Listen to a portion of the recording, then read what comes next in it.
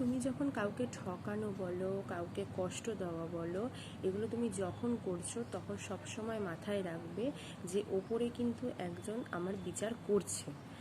আমি যতই লোক সমাজের কাছে সবার কাছ থেকে নিজেকে আড়াল রাখি না কেন বা আড়াল রেখে কোনো কাজ করি না কেন, তুমি বন্ধ ঘরেও যে কাজটা করবে, ওই ওপরে ভগবান কৃষ্ণ কিন্তু সমস্ত কিছু তোমার বিচার নিচ্ছে, মানে বিচার করবে। তাই জন্য কোনো কিছু করার আগে সবসময় মনে রাখবে আমাকে কিন্তু একজন দেখছে। যখন এটা মনের মধ্যে নিয়ে নেবে তখন দেখবে কোনো কিছু করার আগে তুমি 10 বার ভাববে। তখন আর কারোর সঙ্গে তোমার কষ্ট দেওয়া, কাউকে ঝামেলার মধ্যে নিজেকে জড়ানো, এসব তোমার আর ভালো লাগবে না। তো আমি এটা মনে করি। তো জানি না তোমরা কি মনে করো। যদি আমার বক্তব্য তোমাদের ঠিক লেগে থাকে অবশ্যই কমেন্ট করে জানিও।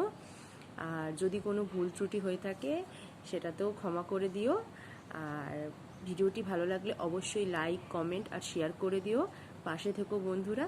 রাধে রাধে।